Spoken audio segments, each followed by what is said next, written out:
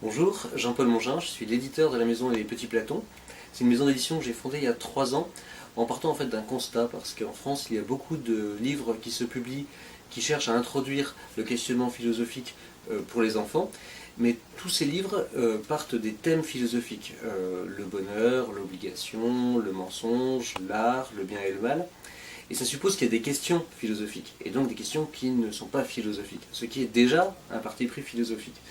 De mon point de vue, on peut dire une chose, antérieurement à ça, c'est qu'il y a une histoire de la philosophie, qui commence avec les présocratiques, et puis ensuite avec Socrate, Platon, Aristote, jusqu'aux philosophes contemporains, et c'est donc plutôt à ces fabricants d'univers, à ces philosophes, que je souhaitais introduire les enfants.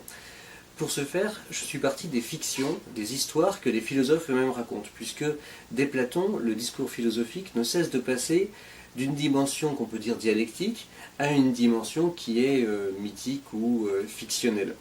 Les fictions ne sont pas là dans sont pas présentes dans la philosophie pour alléger le discours dialectique ou pour l'illustrer aimablement, mais elles sont véritablement le lieu où le philosophe forge ses concepts. Et ainsi, si vous racontez par exemple le mythe de la caverne de la République à un enfant, d'une part c'est une histoire qui est formidable, mais en plus il comprend ce que c'est qu'une théorie de la connaissance.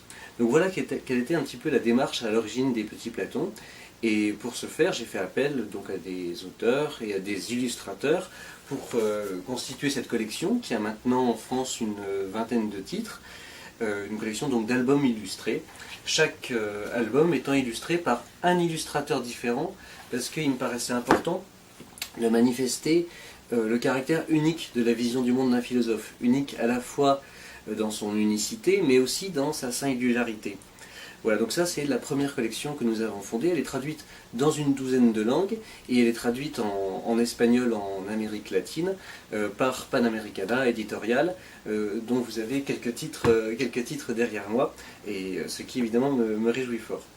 Parallèlement, sur les Petits Platons, nous avons lancé une collection qui s'appelle les Tout Petits Platons, donc qui sont des albums pour les plus petits enfants qui partent de questions minuscules, puisque si l'idée est de dire il n'y a pas de question dont l'objet puisse définir cette question comme philosophique, alors toute question est susceptible d'un traitement philosophique.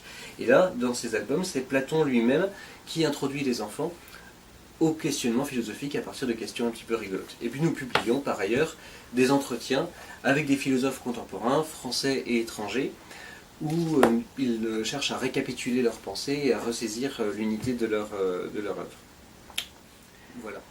Alors je peux vous lire par exemple le début de Socrate est amoureux, qui est l'adaptation du banquet de Platon, le dialogue dans lequel Socrate avec les hommes les plus sages d'Athènes s'interroge sur qu'est-ce que c'est que l'amour. Socrate, lavé, presque rasé, en toge, parfumé et chaussé de belles sandales, marche d'un bon pas dans les rues d'Athènes. Il se rend aujourd'hui chez Agathon, qui organise un banquet pour fêter son prix au prestigieux concours de poésie de la cité. Mais en chemin, le philosophe s'arrête, littéralement possédé par une idée. Et donc les convives s'impatientent, et puis ensuite, lorsque Socrate finit par arriver, on décide d'organiser une sorte de joute oratoire où les médecins, les juristes, les astronomes vont chacun à leur tour produire un discours pour essayer de définir ce qu'est l'amour. Il y a bien sûr le fameux discours d'Aristophane où on voit apparaître les androgynes, et Socrate, à la fin, fera état donc de son initiation par la prêtresse Diotime au mystère de la sagesse et rendra compte du rôle initiatique de l'amour. Donc c'est vraiment une adaptation fidèle du texte du banquet de Platon, mise à la portée des enfants, qui peut être ensuite un support pour entamer la discussion sur ce beau sujet. Voilà. Merci.